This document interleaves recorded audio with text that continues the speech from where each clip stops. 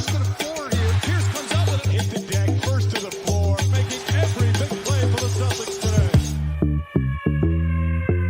Tatum knocks it away, trying to get it. Dives. What a play by Dave Cowell. Watch him dive for the ball right here. Look at this hustle.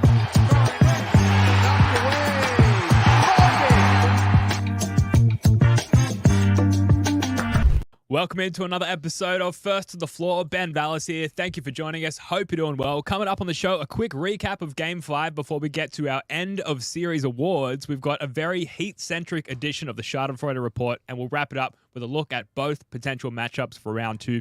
Alongside me here, Wayne Spooney and Jake Eisenberg. Guys, how's it going? Feels good, man. Feels good. That's Series good. done. The devil in the rearview mirror. And we're on. We're on. We get to sit back, watch the chaos of the rest of the first round unfold. I had that feeling when you wake up in the morning during the playoffs where it's like, shit, do we have a game today? Like, are we like going to be, am I going to be like terrified at 8 p.m. tonight? And then I realized like, we're done for now. We're good. Like we just watch everybody else like show up to where we're at, like catch up boys. Cause we already finished that first leg of the race. So feels pretty good. I'm still like basking in the playoff victory glow. Hell yeah. It feels good. Yeah, for people in the chat wondering where the hat is, that's a game day situation. Game day, lucky hat. This is off day. We're just, we're in the practice uniform right now. It's in the wash. It's in the laundry. We're in peacetime at the moment as well. No current enemy, opponent in front of us. We don't even know who they're going to be. And we're going to speculate wildly about both potential matchups the second half of this podcast. But let's start just recapping Game 5. We touched on this on Celtics Late Night last night, but it was a largely emotional, disorganized sort of approach. And we promised we'd be back with stats and figures and a bit of sleep behind us, which is hopefully where we're all at now. So a Game 5 recap. Spoonie, we didn't get your thoughts last night, so let's start with you. Overall takeaways, like a zoom out view on Game 5. What'd you think? Yeah, I just feel like I need to address like the Tatum discourse going on online here as like the primary thing, because Game 5, I feel like offensively was a coaching masterclass by Joe Mazzulla, and just kind of a maturity masterclass by Jason Tatum. And you guys hit on that in Late Night, where it's like Bam Adebayo is guarding Jason Tatum straight up, period. That's his primary matchup. And if we play other teams in the playoffs, like say we play Minnesota, right? Like McDaniels is going to be on Tatum. It doesn't make any sense to park Tatum in the corner against McDaniels because he's not their primary rim protector. But against Miami, where he's the dude who holds their entire defense together, you just park Tatum in the corner. He had his hand on his hips, I feel like, for half the first quarter, just sitting in the corner. And then you're just basically playing 4-on-4 against, some of Miami's lackluster defensive guys, like especially Tyler Hero, who got baptized by Jaylen Brown early and often, and basically everybody. So I just thought it was like such a great scheme to not let Miami bait you into the shit Miami wants to bait you into. They want you running it through Jason Tatum with Bam Adebayo on him. They want you like trying to force switches, and Bam can help if they do switch and Tatum gets a switch, but Bam's right there. That's what they want. And we just said, absolutely fucking not. We're going to park Tatum's ass in the corner, and Derek White, Jaylen Brown, especially in the first quarter, are going to completely eviscerate you. Then we got up early. We've completely dominated them in first quarters this entire series, other than Game 2, which we know was an anomaly. So I just thought it was just a really composed and smart way to attack what Miami was trying to do. Like, that was Spo's last move. He played his, pocket aces, and we had a royal flush, and it was all over, and it was done. So that's what you want to see out of this team in round 1. Like, they couldn't have passed the first test any better, in my opinion. Yeah, I'm not sure if he had pocket aces there. He's like, oh look, man, my it's like my stack is dwindling. I've lost some big hands here. I've got to make a move at some point. And the first chance he gets, he had pocket sevens. It's like, okay, this is my chance. Here's my chance. And then, Joe Mazzulla's like, I actually had pocket aces. Very unfortunate for you. I'm just gonna put my Jason Tatum in the corner. I'm gonna sit back. I'm gonna let you raise. I'm gonna pretend like I've got nothing. I'm just gonna call, and then you're gonna flip your cards, and the river's gonna hit, and it's gonna be the fourth ace. 4 bullets right to the dome. Yeah, it's like, I understand conceptually, like, we're gonna need Jason Tatum, but like at some point in the playoffs to like not take 9 field goal attempts. But like, I don't believe that Tatum playing the way that he has this year, which like he took a step back compared to last year, but he still took 18 field goal attempts. He didn't have to take over as much as he did in years previous. And clearly in this series, he didn't have to either. Ironically, his best scoring game and most efficient game was the game they lost. I'm not necessarily saying those things are like correlation, but like, I don't think that Tatum is just going to forget how to be like the apex predator. He's been that guy in so many moments, throughout seasons, throughout playoff series. Like, I think this is a good thing. We're talking about making sure he's fresh going forward, and like, we're going to need him later in the playoffs. Like, he got to just chill offensively for a good portion of this series and play good defense, rebound. Like, the only way for them to win a game like this is for you to play directly into their hands. Turnovers start to happen. Like, they cannot score consistently. So why give them any breath? There's no point. And so like, going forward, we're going to need Jason Tatum, but I don't think that like him playing this way in this series means that he's not going to be able to drop 30 plus when he needs to. I think that's kind of ridiculous. It makes no sense to me. Why? Just do the easy thing. They went up 41-23 and the game was over. It's like, why would you not do that? It feels like almost all of his 9 field goal attempts came in the later part of the first quarter, early second quarter, when Kevin Love was on the court. And Bam was still on the court for part of that, but they were willingly giving up the switch. And it was just Jason Tatum getting Kevin Love on him, and then just elder abuse, man. Kevin Love just beaten down by Jason Tatum. He just got whatever he wanted on him. Like, as soon as the opportunity presented himself, it's like, okay, mass field goal attempts. Like, I know I can do this when the opportunity presents itself.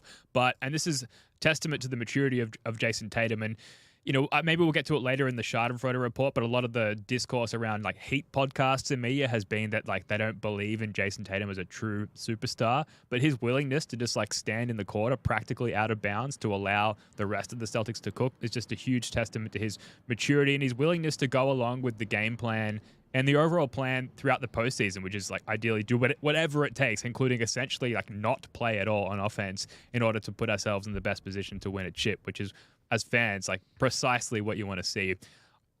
I mentioned he opened up the rest of the field, or the court, I should say, wrong sport, for the Celtics. Jaylen Brown, he's talked about a lot post-game throughout this series about the importance of throwing that first punch. And I was maybe a little critical of Jaylen's game last night on late night. Of course, had the opportunity to rewatch the game after that, thankfully with the Mike Gorman call, which we'll get to again.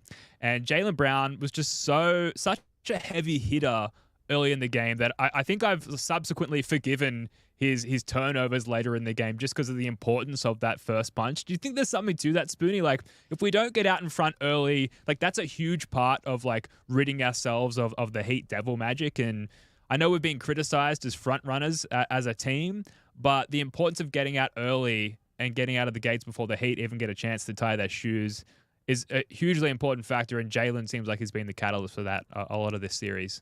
Yeah, well, I think especially when you're playing Miami and this sort of injured version of Miami, like straight up, Jimmy Butler didn't play. I don't think Rozier would have changed anything at all, but Jimmy Butler probably would have. You just want to like choke them out early and often. And like, you want the first round KO and not give them any confidence, because Caleb Martin with confidence, Haywood Highsmith with confidence, like, then they become extremely annoying. All of a sudden, those stupid ass threes that have no chance of going in start going in. So I think we've kind of been on this like the entire series in like all of our game recaps and in our previews for the next game. Like, hit them early, hit them often. And Jaylen was awesome in that first quarter. He really was. Like, honestly, if I was Tyler Hero, I would be hitting the weight room or looking at some tape or asking for a trade to the Western Conference so I didn't have to deal with Jaylen Brown just endlessly pummeling me with his shoulders and elbows every time he gets the ball. Because, again, in like Tatum being spaced out, there's no rim protector. You're going to try and guard Jaylen Brown with Tyler Hero. That is not going to go well for you. And it didn't. I thought he did great. And also, Ben, I do think it's very easy to be like, I've forgiven him for that crazy end of second quarter after we know we've won by 30. Like, Yes. yeah, that does make it a lot easier. It does. I stand by it. Yeah, but there's absolutely something to that. You got to come out there and put your throat on their feet, which I believe we figured out is the correct phase in the playback room. It's the right order of operations. Yeah, that's right. Stick your throat right up their ass, and that's what we did to start the game. Look, 8 points, and look, he ends up 8 for 14 in that first half for 17 points. Right, that's obviously elite efficiency. 1 for 5 from 3, and 0 for 3 from the free throw line. It's the 3 turnovers in the second quarter that really hurt you, right? He just got a little, like, he was doing the thing where he was like in control. He was being purposeful. He was like taking the matchups, but being careful. Like, it felt like for a lot of the series and in that first quarter, he's like hyper aware of what the Heat have done to him in the past. And that, I thought, actually led to him missing some shots because he was kind of overthinking the help at times. And obviously the Celtics get up to that big lead, and then he starts to get a little loose. There's one possession where he gets it in like the top of the left wing, and he's just like dance, and like it's just a disgusting turnover. And all of us are like, bad sign. And then he does the thing. You just wonder if the lead is maybe like 17, 16 still, and not like 24. Then maybe he's not emboldened to do something like that. So, look, it can be two things. It doesn't have to be it was either amazing or it was bad. A little nuance for you, but yeah, it was just it's the Jaylen Brown experience. Like, at some point, and on one hand, it's the playoffs against elite defenses. The game plan that they're literally like they've put Tyler Hero on Jaylen Brown, and they know that might be one of the only ways to get back in the game is to like get that destructive bad version of Jaylen Brown, and we got good enough Jaylen Brown where it didn't matter, and so that's what's more important. Hopefully, Jaylen can go back and see some of the turnovers and be like the one that was really bad. It actually wasn't even a turnover. It was like Patty Mills almost stole it. Like, I think it was in the second half, and like Jaylen like goes to pass it, changes his mind like at the last second, and then like misses the ball with his hand, and then like Patty Mills. It was probably a foul, but they didn't call it. I don't even know what to say about that stuff because like. The ceiling with Jaylen, like he has the sequence. He guards Bam one-on-one in the post, forces a miss, comes down the other end, transition, crosses Haywood Highsmith straight to the rim. He gets hit in the head by Am Adebayo, no call. So it's like you really had the highs and the lows. Guys, real quick. I don't know if you were following the Red Sox back in like the 2004 days when they won the first title. Do you know who Manny Ramirez is? Of course. We're asking Ben. Yes, I do. Yeah, sorry. Okay, all right. Yeah. Manny Ramirez. Before my time. That's fine. Sweetest swing of all time, Yeah. but he was an absolute like goofball. Like, he was legitimately just a goofball. And there was like the phrase in Boston, it's like, it's just Manny being Manning, like Manny being Manny. One time he caught a fly ball, thought there was 3 outs, and threw it into the stands, but there was only 2 outs, so the runners just kept going. And then I feel like that's where we're at with Jaylen Brown. It's like, it's just Jaylen being Jaylen, man. Like, we just got to live with the lows because the highs can be so high. Yeah. Okay. Well, you have to. Otherwise, you're going to drive yourself nuts. Like, it's the Bill Simmons thing with the Westbrook. Like 90% is great, and the 10%, and every player has this percentage that's not good. But for some players, it's just louder than other players. Yeah. And Jaylen's bad stuff is just really loud and can be destructive at times. Like, look, he ends this series with a negative assist to turnover ratio. But that's a function of how the Heat played the series. Like, the Celtics as a whole had an incredible assist to turnover ratio. Like, they did a really good job taking care of the ball, really good job from that perspective. So, like, that's okay. We can live with that, but you need points. And he's still rebounding. He's still playing good defense. if he's the only one turning the ball over, We're then fine. that's okay. Yeah.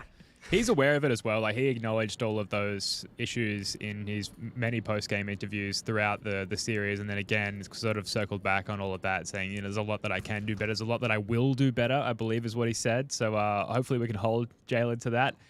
Let's do one more round the room on this game very quickly, because there's a few more points to get to, but let's not stick on it too long. It is old news now. We'll zoom out and look at the series as a whole.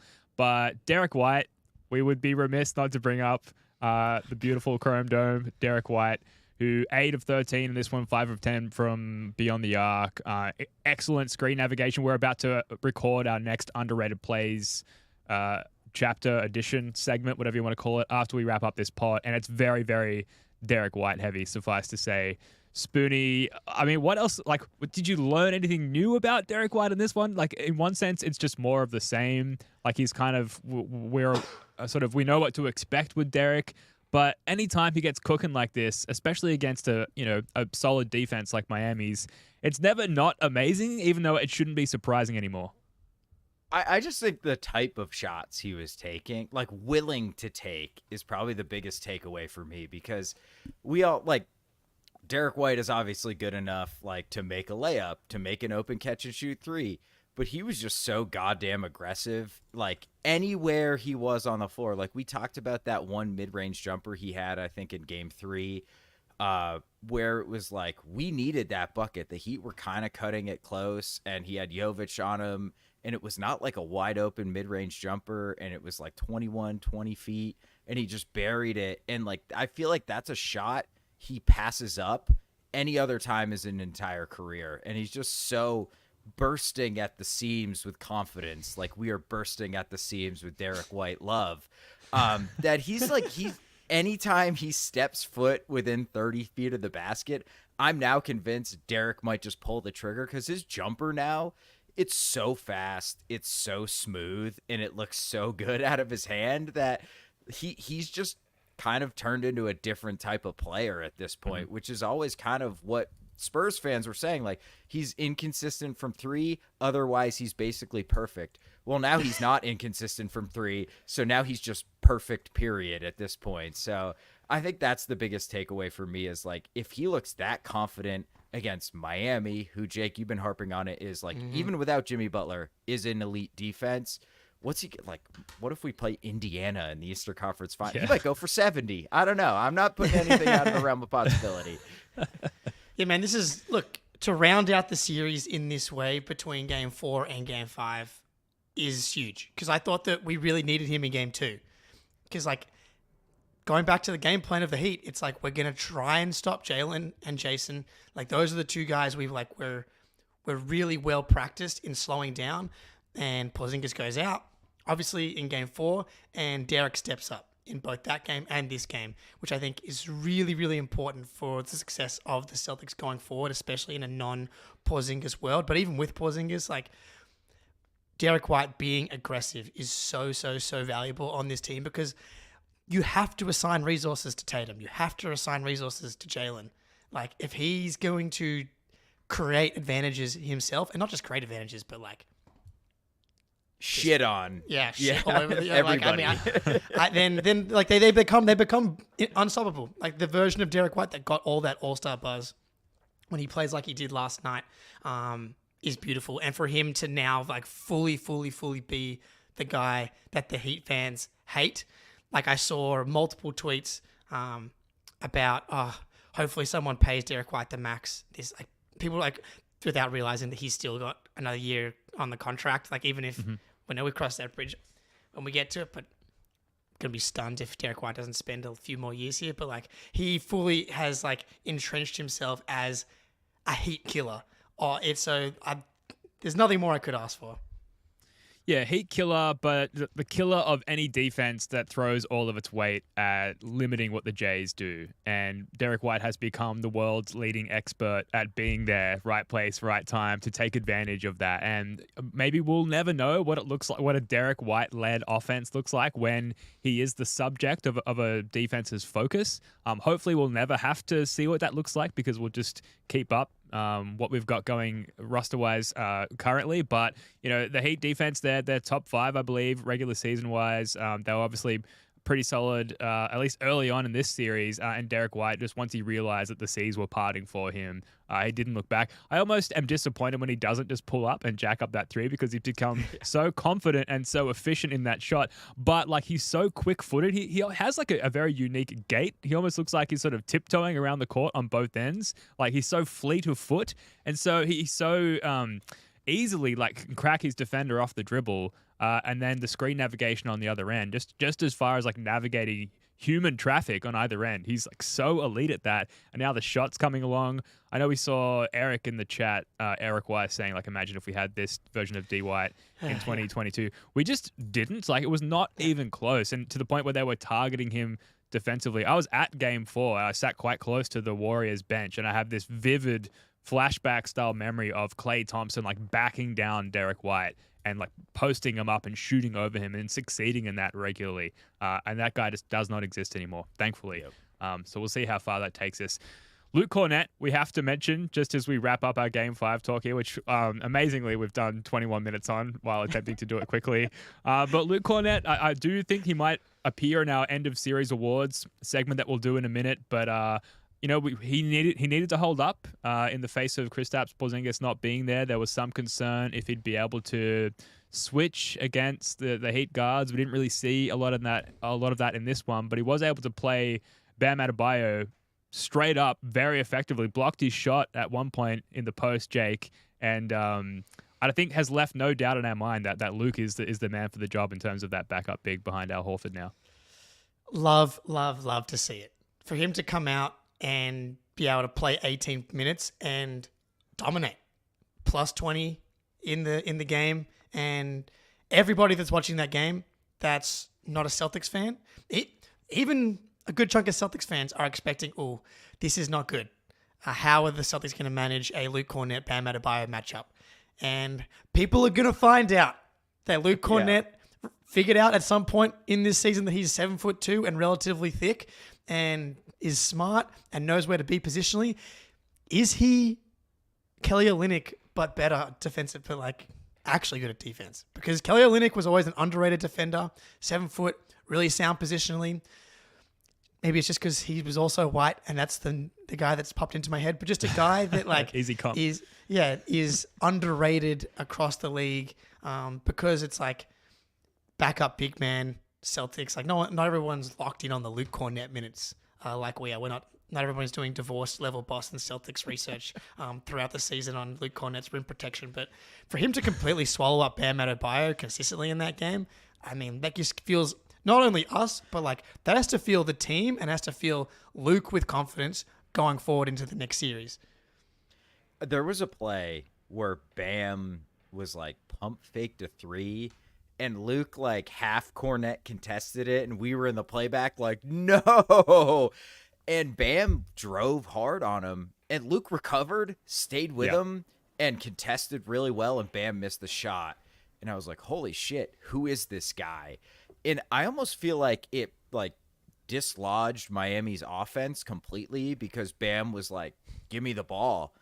He shot 10 shots against Luke Cornett when he was in, and it's not like Cornett played 35 minutes, Would he play 20 or 18, something like that? So, and a lot of it was garbage time without Bam playing. Mm-hmm. It's almost was akin to the house trap, where it's you're just not playing your offense because Bam is so convinced he can just eviscerate Luke Cornett. Well, guess what, buddy? You shot 35% against Luke Cornett in the series, so that was not a good idea. And we didn't send any help at all either. That was a really interesting thing by Joe, where Joe just trusted Cornett to play him straight up. And if he makes those little followaways over you, if he gets to the rim once in a while, that's okay, because they're not shooting threes because we've got a 25-point lead, even though the first of the floor guys are shitting their pants like it's a 2-point game in the third quarter. But it wasn't. It was actually 25, so we can live with a Bam layup here or there. But he didn't even allow it. He got scored on twice, I think, by Bam in the competitive part of this game. So what an incredible job by him. And I think offensively, he just gives us a different look. Jake, you talked about it in late night last night, where it's like we just kind of play really fast, not necessarily like 7 seconds or less fast, but like our half court offense, the tempo is just a lot better when Luke's out there. And, he's just like handoff, screen, handoff, kick to the corner. Now I'm setting a down screen on the guy I just passed to in the corner. He's just, I cannot believe this is Luke Cornett out there. Like, I almost feel like he's been like taken over by an alien, not Independence Day, Men in Black style. Men in Black. I was like, that's what I'm thinking, right? Yeah. Will Smith movie style. Yeah. It's the Caleb Martin method, right? He sold his soul for a good handoff game. That's right. Luke Cornett would never. A man of faith. He's done it the right way, building slowly, building blocks. He removed the 3-point. See, that's the thing. Caleb Martin did the deal with the devil where you trade for the 3-point shot. Luke Cornett did the correct way to embolden your soul by building positionally, building skills, passing, IQ. He went the path of more resistance. He didn't quite have the I'm going to turn into Scottie Pippen for a series, but he's turned into Luke Cornett Super Saiyan version. We'll take it. We'll take it. Look, a couple of things very quickly, and then we'll zoom out a bit. We've run out of time to get to these things, but I just wanted to acknowledge the Celtics throwing their best post-entry passes in modern Celtics history. Yeah. And shout out O'Shea Brissett for the thunderous dunk to wrap up the game and explode the Garden one more time before they packed up the parquet floor for the night. Okay. Also, the chat are telling us that the Milwaukee Bucks are about to meet their demise, which is fantastic. Up 20 with 6 to go here. Love to see it. And we'll get to the Schadenfreude report in a sec, so there'll be more of that. But I want to ask you guys, Spoonie, like now that we've had 24 hours to digest, what stands out when you think back on this series that has now happened long ago? Okay. Can I slightly flip this and shoot it to you guys? Yeah. Which of these 3 things do you think is the least likely to continue in the playoffs? Okay, quick starts. We outscored Miami by 8.2 points per first quarter. So we outscored them by 8.2 every first quarter on average. Shot diet. We are near the bottom in the playoffs in rim field goal attempts, near the bottom of the playoffs in corner 3 field goal attempts, and way up there in above the break 3-point attempts. But we by far lead in effective field goal percentage, like by far, like 2% better than the next team in effective field goal percentage. So is our shot diet sustainable? Or we won the possession battle. Our offensive rebounding percentage was 10% higher than Miami, and we turned them over more than they turned us over. So which one of those 3 things do you think is like the least likely to continue and maybe the most likely to continue? Whew, okay. Sorry, I know. Those I are didn't tricky. prepare you for this at all. No. I think the shot diet will change a little bit. I think the Heat are so locked in on their game plans. I'm so interested to see what happens in the next series. I feel like we've only played Miami in the playoffs for my whole life. That's what it feels like. So like, what is it going to, because like, we've had series against the Bucks where it's completely different, right? Where their whole system is predicated on kind of giving up corner threes and stuff like that. And so you play against a Cavs team. I think the shot diet's kind of like the most likely thing to change. I want to believe the quick starts are going to continue to be something like come out, you punch teams in the face. Like, you're obviously going to have home court advantage where that juice is in the Garden. You come out, you play like the defense. I think obviously the Heat's offense is bad, but there's been a lot of bad offense in the Eastern Conference playoffs, and more likely than not, we're going to play some teams that can be susceptible to this Celtics defense as well. So I think quick starts is something that we can hope to see more of, because like, you come out, you're fresh, you punch them in the face defensively, you get out and running, hit a couple of threes, and you feel pretty good about yourself. So I'm going to go shot diet as the least likely thing to continue. I actually feel like the shot diet is the most likely thing to continue. I feel like that is the most emphasized aspect of our game plan, and that a close second is winning the possession battle. Missoula math, which he's always harping on about, but we shot 38.5% from 3 in the series, which I believe is slightly above our season average, but it's not like ridiculously prolific. It's not like we're able to just lean back on our 3-point shooting prowess all series. And as a result, I felt like we had to generate a diverse shot diet as a result, which has diversity, I think, when thrown at a variety of different defenses. Like there's multiple areas where we can get shots off efficiently. And because we're so diverse in our approach and in our shot diet, I feel like that's sustainable, and other teams will have to adjust to us in our approach offensively and not the other way around. Like I feel like we've kind of earned that right, that privilege. So to me, if anything, I feel like the shot diet stays relatively the same. That's just me. Yeah. What do you think, Spin?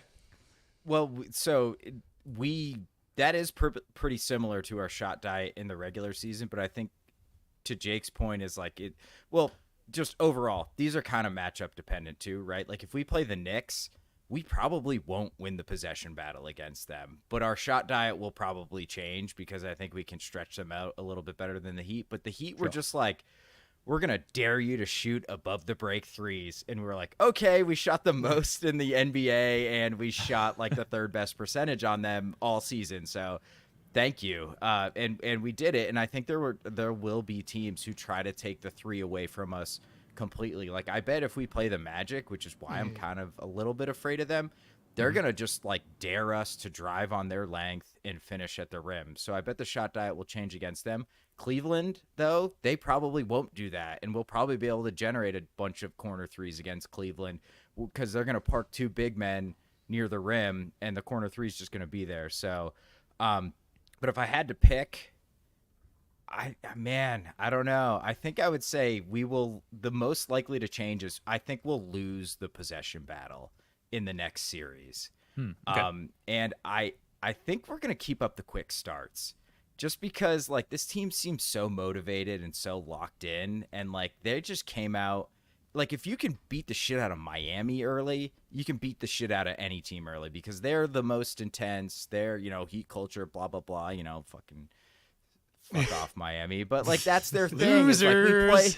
Like we play harder than anybody from the time the tip happens, and we blew the shit out of them in every first quarter other than game 2 essentially. So I think that one's going to stick because this team just seems really locked in, and I do think we will probably have a series where we're turning it over a little bit too much, but our talent just kind of carries us.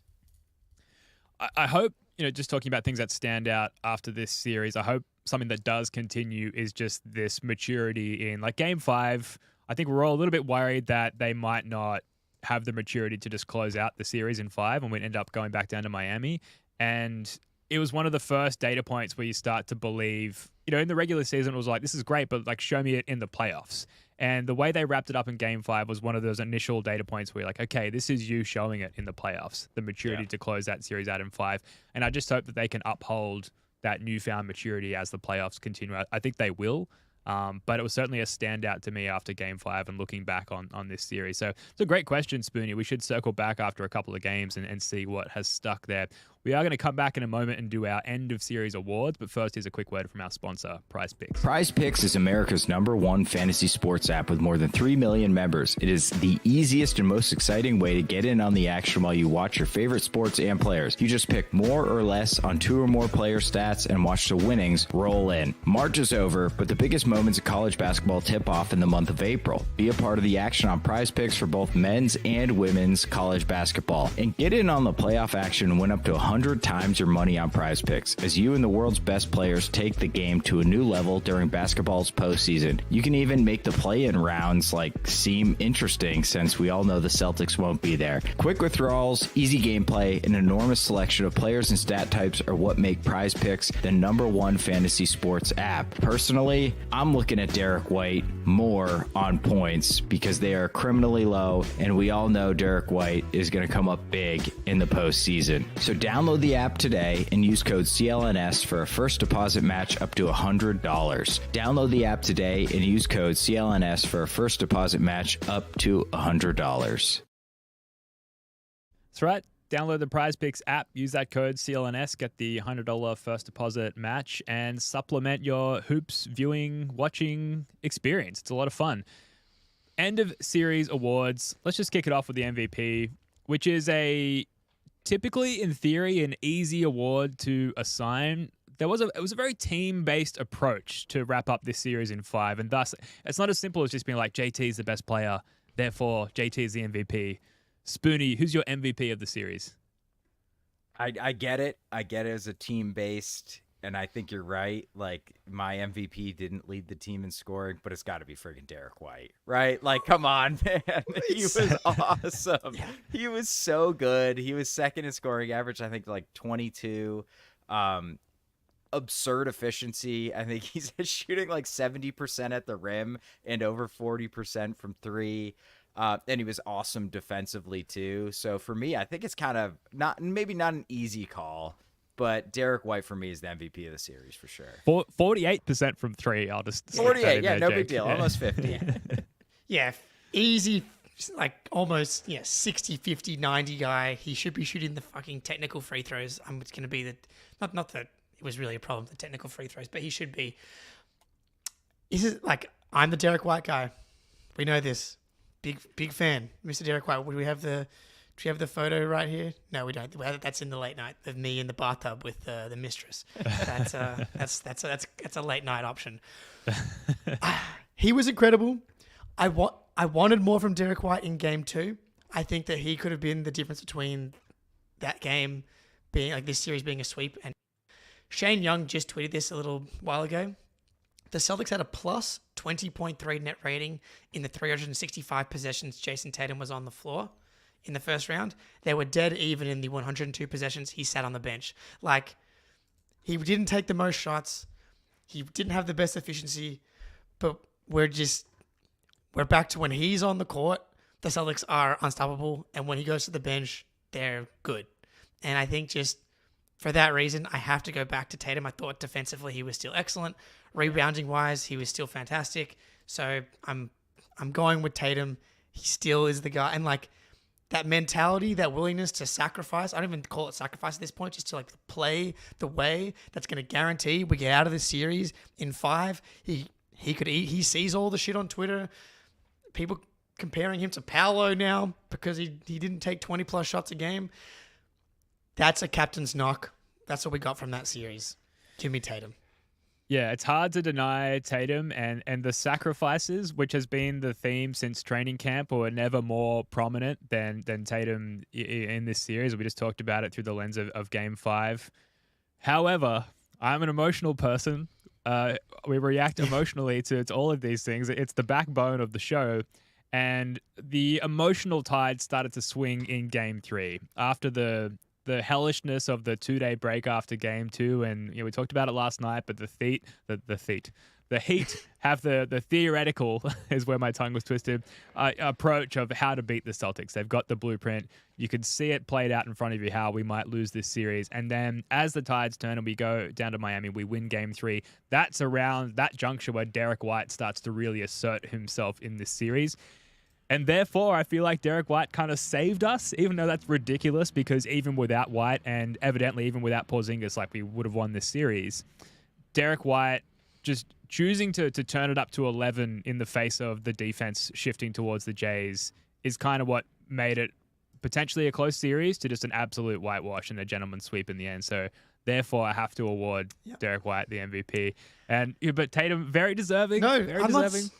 I think that's I don't think Tatum's going to be upset. I do wanted to have a point on Derek White because I mean absolutely deserving of the award. You're not going to have to try too hard to convince me. So he had 26 field goal attempts in Game 4, which is insane. And I went back and had a look at like all of his the 2 other playoff runs he had last year. The most field goal attempts he had was 16 in the Atlanta series, 16, 14, 13, and it just like he never got above 12 in any other series. And so for him to have that 26 field goal attempt game, I think is just like a big deal for like going forward. You go back to his first year with the Celtics, he had a maximum of 14 field goal attempts. He didn't attempt more than 13 field goal attempts in that Warrior series. I know the chat was talking about it, like if we have this version of Derek White, like they were missing. This is the ingredient they missed so badly when Tatum was just having so much attention paid to him. Like both this mentality from Tatum to get off the ball and Derek White's willingness to be aggressive, they did not have those 2 elements 2+ years ago. So, hey, Derek White can have it, but they're both very, very key going forward. Real quick though, 1 point in Jake's defense. Jason Tatum without Derek White on the floor, plus 30.8 net rating. With Derek White plus 10, so like still amazing, but there's a little bit of evidence there that Tatum was pretty fucking important. We could have easily done an hour on just like breaking down just the MVP of the series award. That's the impression I'm getting. Defensive player of the series, it's Drew Holiday. Yeah. We could spend less time on this one. Any arguments against it being Drew Holiday? Who would be your runner-up? Tatum always for good. me. Yeah, I was going to say Tatum as well. Derek always comes to mind because he had some incredible blocks, but Tatum just shuts stuff down. He's able to switch on to Bam. Like his help is so fucking good, dude. Like because he's so big and so long, and he's also feels like he's nailed the stunts where he's giving real help to the point where he's impacting the guy that's driving to the rim or posting up, but also being like completely able to steal a pass that goes over the top, or if the pass goes back to the corner or the wing, wherever his man is, he's just like completely closed out and that guy has nowhere to go either. Like his help defense is so incredible. Yeah, Drew was amazing. He was fucking amazing defensively this entire series, other than maybe game 2. But yeah, I'm with you, Jake. Like Tatum's help out of the corners. He just basically, I think Ben, you said it. He shuts down a quadrant of the floor, and that's what Tatum did basically this whole, like, they just park whoever Tatum's guarding in the corner, basically what we did with Tatum because of Bam. That's how they treat Jason Tatum. So Derek White, poor Drew, MVP. Poor Drew. It's like Drew won the award, but we didn't talk about him at all. He's so good. He was awesome, dude. The defensive rebounding was a piece of Drew's game that I think is becoming more and more prevalent. I've just been so impressed with his ability to make plays in that regard. But yeah, man, he just blows up plays with his strength in the screen navigation game. And just the expedited rediscovery of his role, and the offensive side of that sort of supplementing and emphasizing the defensive side of that. Like, I'm going to really turn things down offensively and limit my field goal attempts so that defensively I just have the energy and the mindset to be an absolute menace, which he was. Most improved. This is maybe a little bit more nuanced. I'm happy to start because I think mine might get shut down. Kristaps Porzingis. And I guess the focus of that is really on his defensive adjustments on Bam Adebayo, where he was getting cooked a little bit in the first couple of games, and then he came out with a renewed approach, using his length, keeping his feet on the ground, not biting on pump fakes, switching a little bit more against pick and rolls, and just generally dialing down his weaknesses that the Heat were exploiting. I thought there was a really notable improvement in his approach and abilities in defending the Heat in this one. I'm not even talking about the offensive side of the ball, where he was just largely consistent. So to me, it's Kristaps, but I don't know if I'm going to be able to get that one in, but I thought I'd start with that just in case. Go ahead, Jake. Nope. Wait. This is not the this is the improved award. Most improved. So sorry, yeah. I got distracted by some Bucks Schadenfreude on the timeline. Oh, yeah. Yeah. I'm not sure I can go most improved because he really struggled in game 2 and was maybe the main reason that they lost that game. And so I'm not sure I can give him that award specifically for that reason. But yeah, the way that he was able to go from struggling early in the series with Bam to completely dominating him in game 3. I mean, you have to give it to him. And then obviously offensively in those game 1 and game 3, incredible. But that felt kind of like meeting expectations to me as opposed to going above and beyond. A little bit, this is like the Academy trying to get that guy an award kind of thing. So forgive me somewhat. No, of course. I kind of, maybe this is totally off base here, but maybe Al Horford. I feel like he wasn't super awesome in the first couple of games defensively, and then game 3, game 4, game 5, Al was completely shut down, especially game 5. He was really, really good in game 5 defensively. Bam got him a couple times, but otherwise, he had a lot of responsibilities playing that center spot and starting, and he was just everywhere. So I think just for Al's defensive improvement throughout the series, he just kind of seemed like he figured the Heat out. Not that he was bad in game 1 and game 2, but it just felt he wasn't peak beautiful Al Horford in those games. And then, like, as our defense just completely turned the water off for the Heat, Al Horford was a big part of that. So I think I'd probably go Al. But I think Kristaps, like, Game 2 was terrible, so he could only go up from there. And he definitely went up and was really good after that. So I think he's a worthy winner, too. So we've got Kristaps, we've got Al, and who else? Well, for my guy is Hauser. And Yeah. see, I guess it depends on your definition of the award, because I was kind of, my mind was like, compared to last year, compared to regular season. Also, the most improved award in general in the NBA is the most ridiculous. Like, there's just no seems to be rhyme or reason with who gets it. This was Hauser's first playoffs, really, and so he came in and was fantastic. So for him to come in, I think that, like, of Pritchard and Hauser, I feel the most confident in Hauser being able to be playable going forward in the playoffs. Like, his shooting, you can't shut it off. Like, with how many threats you have on the Celtics and the way that they continue to move the ball, like, he ends up shooting 42% for the series, multiple games where he has multiple threes. And when he's doing that, the Celtics are so hard to beat. And so I'm giving it to Hauser. He didn't get a chance. He should have played in that Hawks series last season. That was, like, Joe's, like, biggest mistake, was not playing Hauser last year. But that was, like, it was what it was. Him being this guy, really awesome. He made 2.4 threes per game in this series, which is, huge.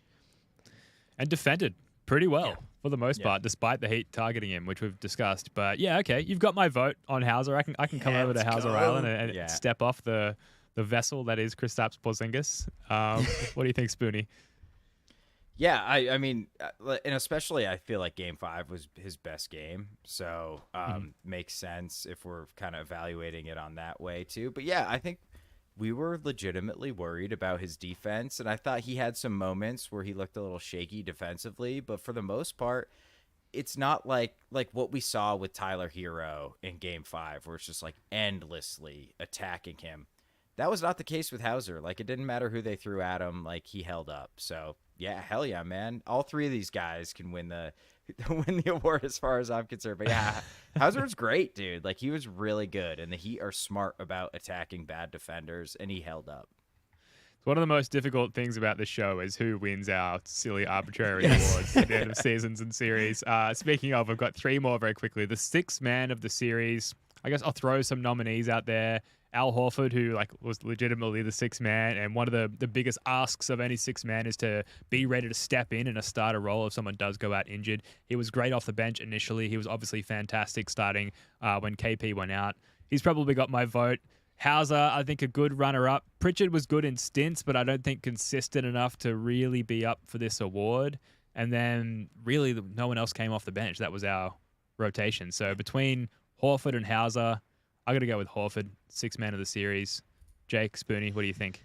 Yeah, this is where I was saving my Horford juice for, was the sixth man of the year award. He, doused. Man, and he, one of the most important things, sixth man of the year, Naz Reid, who won the award, he stepped up when Karl Anthony Towns went down as well. Horford has been so good all year long. He actually got sixth place, I believe, in the sixth man of the year voting, which I was happy to see that. I could have misread that, but he's been excellent in that role all year long. It feels like when Kristaps goes down, he takes it upon himself and he goes to a new level, because if he absolutely did that all season long and did that in this series, he's so fucking valuable, man. I don't know how he's still doing it, but he is defensively knocking down threes.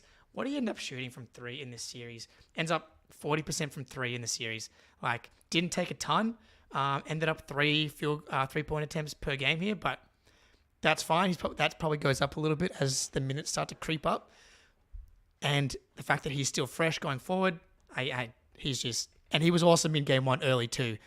In Game 5, early, where it was got to set the tone. He had that moment where he went over to the bench being yeah. So he was ready to go. Papa Al, he's my guy. Quick shout out, because I have somebody else for our next award. Quick shout out to Pritchard, though. Played 20-plus minutes almost every game, averaged over 20 minutes. 15 assists, 4 turnovers in the entire series. Multiple games where he was plus double digits. Only one game where he was a minus, and it was Game 2. So while he didn't star, I think he's not worthy of the Sixth Man Award, which is, a very high honor of our Sixth Man Award here. But I do think like he played within himself. He did not hurt the team at all. I think he gave us like positive minutes overall. So shout out to Pritchard, taking care of the ball, making assists, hit some threes. Absolutely. Shout out PP. Always. Now let's run through the rest of these very quickly so that we don't run too over time and don't miss this Sixers-Knicks game. But next one, white boy of the series. Who we got? Luke Cornett. It's Luke, baby. Luke Cornett. Coming out, doing his thing in Game 5. Because I think part of this award is like the unexpected impact. And I think for him to come out and show the world, everybody was watching Game 5 of Heat Celtics, obviously, to show the world that he can defend Bam Adebayo and show the world and give confidence to Celtics fans that, hey, we're going to be okay for a little while without KP. Luke Cornett can hold this thing down. It's Luke Cornett for me as well. Game of the series. I think it's Game 3 for reasons I already spoke about. That was my angle on the Derek White MVP award. Game 3. Just the lifting of the fog of fog of war, I'll call it. I don't know, like just being the terror of worrying about what the Heat might do to us, and then Game 3 being like in their own building, just absolutely not. We are by far the better team, and we really have no worries as the series progresses from here. So for me, just the emotional turnaround of Game 3, and just the straight up dominance of the Celtics turning it around and adjusting their defense in that game makes it the game of the series for me. That one was very important. I think I'll go with Game 4 just because it was like, it's 3-1 now. You know what I mean? Yeah. And it felt like, okay, what we did in Game 3 is completely repeatable. Like, that's super important. And we did our thing. And now it felt like maybe the Heat do something dumb in Game 5 and it goes 6, but this series is basically over. I do, yeah. Great point from Jamie D in the chat. Game 3 was a clench release game, and I think if we're going to use the Ben Vallis must-win scale, I think Game 3 was probably the most must-win of them all. I kind of got there with Game 5 being the most must-win, but upon reflection, like, you can't go down 2-1 in that series, and obviously it wasn't close. So I think you can say that's the most important. But for me, Game 4, Derek White, 38 points, just detonation on the Heat in a game where the Jays didn't play great. Like maybe they pull that out without Derek White going nuclear, but it would have been a really like tight sphincter inducing game. And Derek White was like, nah, this is my house. The Kaseya Center is where I became a man. 5 must-win games, and we won 4 of them. You love to see it. Quick shout-out, Mike Gorman. We're kind of running out of time here, but we would be remiss just not to mention his final game ever. If you haven't already, all of the Mike Gorman farewell stuff from that game, it's up on the NBC Sports Boston YouTube channel. It's got the standing ovation, which went right into Geno time, which was fucking awesome. So just good. Immaculate vibes and good work by the B-Ball Ops team there at TD Garden. It has his sign-off as well, his final words on the mic before walking away with the trench coat. They've played that view of him like walking down the tunnel 1,000 times. So it's corny, but it's beautiful. I love it. But obviously a fantastic career. I have an email from Mike Gorman in my inbox where he once said he'd maybe come on the show, which I'll probably print out and frame now and put it up here in the attic where I do these pods. But you just can't say enough about Mike Gorman, so shout out to him. We are going to come back in a moment with the Schadenfreude Report.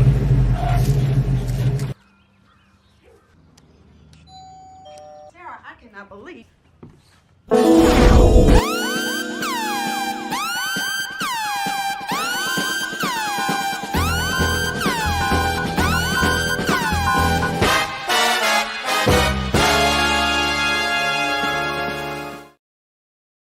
It's a favorite unsponsored segment, the Schadenfreude Report. We're open to sponsorships, folks. If you want to, for some reason, attach your brand name to this.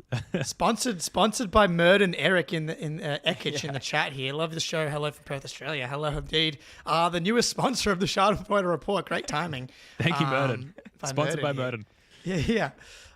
Great timing for the Schadenfreude Report. I mean, as we speak, spoiler alert for any Bucks Pacers fans, but if you know how the Schadenfreude Report works, there's one reason why they are in this section of the podcast. It's because they have been eliminated. Ooh, yeah. Eliminated from the playoffs. Back-to-back first-round exits, dude. I mean, ouch. Context, Giannis missed the entire series. Whatever. He got Context. But hey, look, part of availability is the most important ability, right? And he gets injured in the round 1 last year, injured going into this year's playoffs as well, doesn't play a single game. Dame gets injured in the middle of the season in the series, kind of showing his age a little bit. I didn't even have a chance to see how he did in the box score here, but I'm guessing he just kind of tried to gut through this one. He ends up 7 for 16. Look, man, this is big deal for the Celtics. Like, this, I think, still had the highest ceiling, probably. Like, Giannis comes back healthy, fresh. He's the best player in the playoffs, and if he's able to get out of that series, that poses a relatively big threat. But down they go, man, and that roster's in kind of a world of hurt. I got a tweet here from Alex Hoops. Don't really even know what to do if you're a Bucks fan, if you're the Bucks this offseason. They're like got a lot tied up in Dame, Giannis, Middleton, Lopez, all old, not a lot of young assets. They got a couple like late first, early second picks. It doesn't look good. And the good thing is they can kind of talk themselves into running this thing back, because I'm not a believer in this team's ability to go win in the playoffs at a high level and win a title. But you're like, oh, Giannis was injured, Dame was injured. Dame was good in those 2 games in the first round against the Pacers. And like, who doesn't look good against the Pacers, especially rest as an older player? I can see them easily convincing themselves to run this thing back and having another crack at it, which I think is a great result for the Celtics. Yeah, dude. I mean, just kind of brutal if you're a Bucks fan, but like Dame getting hurt, like they looked competent when Dame was healthy. I will say that. Like, yes. I think this was probably going 7 if Dame was totally healthy for the entire series. But look, we watched it. We watched Kemba Walker get hurt in the playoffs, and it tanked our chances at going to the finals. Like, that's what happens when you build around small point guards who are in their 30s. So, it's tough. Like, I'm trying not to, injuries are a factor, and that's what happens. So sorry, Milwaukee. It's brutal. And hey, yeah. As Muzz says, hey, you got Doc Rivers, so you're good. You guys will be fine. Yeah. He'll save you guys. Yeah. Fine. I cannot wait to see the Doc Rivers fucking post-game press conference. Oh my God. Who won't he throw under the bus? Yeah.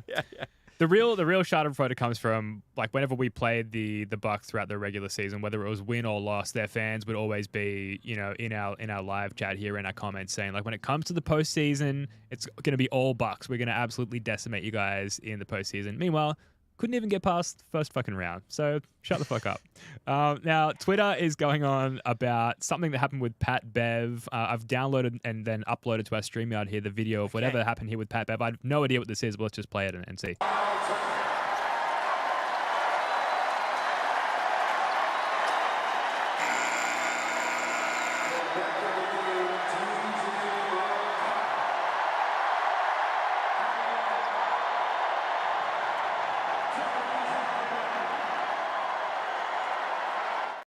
What a dickhead. Yeah. So whoa. If you're listening to the audio and you're not sure what's just happened, Pat Bev has a game ball or a spare ball and pegs it at someone in the second row of the crowd, like quite hard at their head.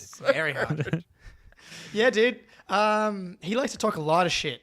And what do you think's going to happen? Like, in game 5 that they won, which honestly, an impressive win to win at home, down 3-1 with all the guys that were missing. And Pat Bev was legitimately good in that game, but he hits every time he gets a bucket, he hits people with the too little, and he's so theatrical, and it makes me so annoyed because he gets scored on all the time. And like, often what he'll do is to stop himself from getting scored on, he'll just foul to send someone to the free throw line, so he's not able to get hit back with the too small thing. But it annoys me so much. He thinks he's like able to stop Jason Tatum and Jaylen Brown and all this nonsense and this delusion, which I kind of respect, because without that delusion, he wouldn't have this 10+ NBA career, despite being like not athletic enough or like not being that skilled relative to really good NBA players. So I kind of respect the delusion, but it also pisses me off to no end, to the way that he thinks he's able to do what he's not able to do. So to see him go down like this and then be a sore fucking loser and throw a ball at a fan, like, no, no, you, and then throw the ball. It's like such an immature thing to do, and I love it. There's like other angles coming out. I can't wait to do the deep dive on this. And like the fans, okay, I think, so we can laugh about it. Whatever, Yeah, it's he's fine. Any other Schadenfreude? I know we're kind of running long here, so I had some stuff on the Heat and Lakers, but we've got all off season to get to that. Anything else? If I may, Yeah, Please. go for it. suck it, LeBron. Yes. First round exit. Yeah. And yeah, that's opt all I out. got. Yeah. Oh my god! might join the just, Heat. Just classic, man. Like as soon as the fucking season ends, it's like, is this going to be your last season with the Lakers? And he just sits there with this smug little smile. He's such a dick. I'm not gonna worst. answer that. And drop the hit piece on Darvin Ham. I'll see you guys in a couple of months. It's just like, god damn, dude. It's like clockwork. Mav, drop it. Yeah. Tell you it's time. Will the executive of the year, Brad Stevens, draft Bronny James just to complicate the future for LeBron? I would accept LeBron on a veterans minimum. I'm not gonna lie. I would accept him at that. Yes. He'd don't have to know, play in Maine guys. though if he wants to play with his Gotta son. beat out. Gotta beat out. He's got to Jordan earn Walsh his first. spot over Jordan Wall. Yeah, of course. Now, a quick primer on round 2 to finish up here. And look, I say quick because we don't know what's coming. We do know that Kristaps Porzingis, thankfully, is going to be reevaluated in a week. I keep wrapping an optimistic spin around this stuff, guys. Yes.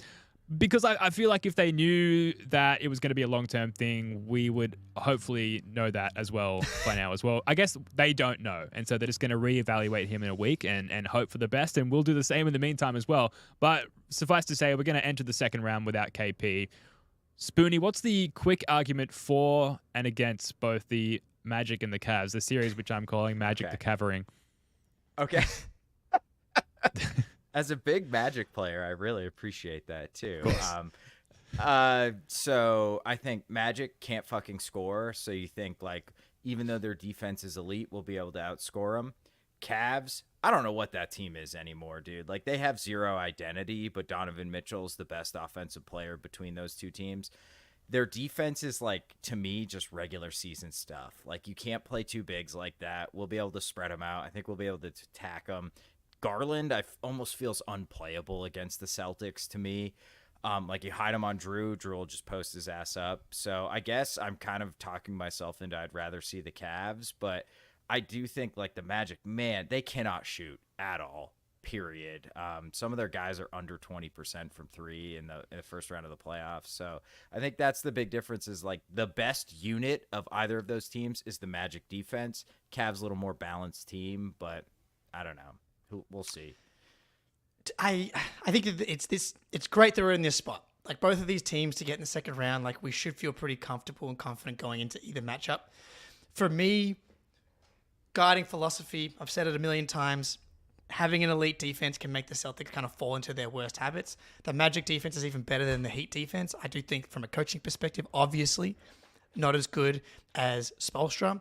I think Bam, I know Jonathan Isaac is like the guy that everybody loves this year, but to me, Bam's still a better defender than Jonathan Isaac and like just knows the Celtics at a better level. But the Magic's defense, I think, can give the Celtics offense real problems. Whereas like, I think the Celtics can strangle the Cavs offense, maybe not to the same extent that we could for the Magic, but the Cavs still can't play their best guys together. Like the Cavs had they won Game 5, and Allen was out. Allen's been like the best player for the Cavs. Like they cannot play those two guys together. It does not work. And so like they don't have an identity. I'd rather go against the Cavs. Mitchell just hasn't been good either. Like so like Mitchell's is the best player in those two teams, but he hasn't been good. He hasn't been great. Also, like for a good chunk of the season, he was elite for a stretch. He looks injured to me, and like just kind of bring me Donovan on Mitchell on one leg. I hate to be like that, but like just bring me the wounded bird, and and let me take him down. I think I feel the same way. The Cavs, they've got Jarrett Allen down low there, and we kind of have struggled in the past against like pretty good rim protecting bigs, and that's kind of the one knock on where the Cavs defense might cause issues for us. But the Magic are really big on the wing, and I feel like that might make rather life more difficult for the Jays than the Cavs are ever going to be capable of. So I swing Cavs as well. Ultimately, I don't think it matters, but the best player on those two teams, Donovan Mitchell, does appear to be hampered in some way with his health there. And it's the playoffs. We want to win a championship, and we don't celebrate injuries, but if there's blood in the water, like, let's feast on that. Drink, baby. Drink it up. That's right. Now, look, of course, we're going to unpack all of this in much greater detail once it is revealed who our opponent is going to be. Hopefully it goes 7 regardless, so that whoever progresses, they'll be as fatigued as possible. But look, that's going to do it for this one. Thank you so much for joining us. We're going to have another playoff edition of our Underrated Plays series up on our YouTube channel in about 24 hours. So make sure you subscribe here on the First to the Floor YouTube channel so you don't miss that.